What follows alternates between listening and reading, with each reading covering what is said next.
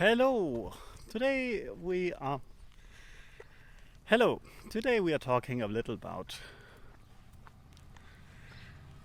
Hello. Today I want to talk about the importance to differentiate between actions and emotions, and especially the actions of others and the emotions of oneself. What is the importance on this topic here? I mean, so many times I see that people are getting upset, so they having emotions, on the actions of others. Oh, give me a second.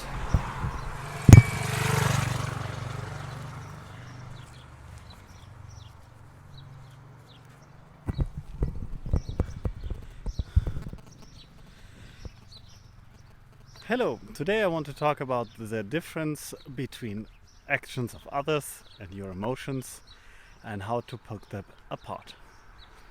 In many work situations, I see that people are getting emotional on actions of other people. And many times this is a ongoing back and forth scenario where the other person got emotional because of actions and therefore acted in a way that other people got emotional again.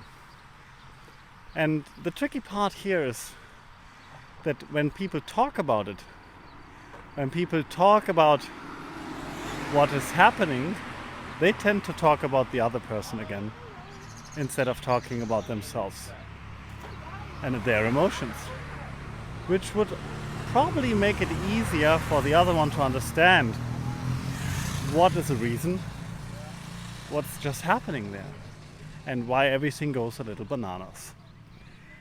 In a simple example, one person is not receiving what he was thinking he would deserve.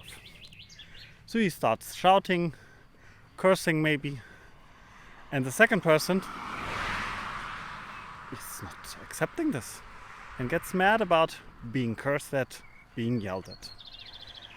So in this moment, the conversation goes the other way around. Why are you yelling at me? Why are you bumping your fist on the table? And the person being in emotions probably doesn't even realize how loud he was, if he was really loud. And to be clear, what is loud? What kind of noise is loud? Am I talking loud right now? Am I talking loud right now? Am I talking loud right now? Probably here we have a clear understanding. But for everything in between, am I still talking loud right now? That's like minor differences, but in the hearing of the other person, it might be completely different. As a second part, the topic of loud or not loud, hey, the one person who's shouting, he's emotional. And when we are emotional, our rational thinking is blurred. Our perception of things is blurred. And there's adrenaline involved, which reduces, on one hand, pain reception, etc., and also gets us more focused on defense, for example, or offense. And in both cases, we lose the sight on the full picture. If this happens, you as a leader, or you as the other person who is not emotional yet, you are questioned to do the right thing now. Instead of talking the other person's behavior, you should probably talk about the emotions, what it does to you. And if you feel intimidated, talk about it. If you feel questioned, if you feel bad, if you just feel uncomfortable, talk about it. Hey, the way we are talking right now, or the way you're talking to me right now, it makes me feel uncomfortable. Because at this time, when you say it like this, you're not saying someone is loud or not loud. There's a lot of air, what is happening, and there's basically no way that the other person can neglect what you're just saying. Because your emotions and your feelings are totally up to you. And if you acknowledge the other person, by putting your perception on the line, you can say something like, I have the feeling you're upset. You can't say, I have the feeling you're shouting. That's half the way. But if you talk about, I have the feeling you're upset right now, or I have the feeling you're mad at me, the other person will probably explain himself and give you a response from where you can work into the future. And you can ask a question if there's a misunderstanding, or if even you just have the feeling of a misunderstanding. You can ask the other person for a solution. Like if something was changed and the other person doesn't remember, and now everyone is getting mad because the person is not there and it was short term or whatever, get yourself into the perspective of the other person. Say, okay, with the knowledge that the other person had, would he make the same decision?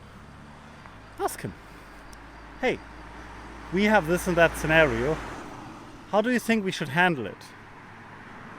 And yeah, sometimes people tend to answer, it's not my problem. That's okay. But then at the end, they probably have to live with the consequences.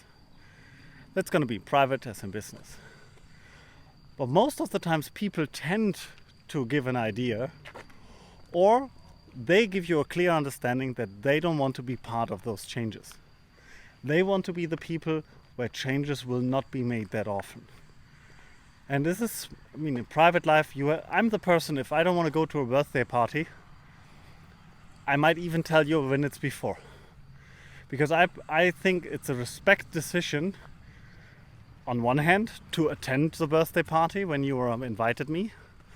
But it's also a respect decision that if I'm in a bad mood, if I'm sick, or if I really have zero interest on that day to see anyone, to not come to your party and crash your party. But you might only see I'm not coming. As soon as I talk about the reasons and how I feel about it, you might still be unhappy, but you have at least the chance to understand the why. And Simon Sinek said it so nice in his book, the why is important. And if we talk just about the actions of people and not about what it makes with us, what it lets us feel, we are just pushing into the other person's territory, because their actions are their territory, is what they do, and people feel mostly connected to their own actions, but they see their own intentions behind, and therefore their reactions might be that they go into defense. I'll give you an example. If I push you from the street on the pavement, you're probably going to be really mad at me, especially when your knees are bruised now. If I just saved you from being hit by a car, that why is important for you to know. If you enjoyed this video, consider subscribing, leave a like, and see you next time.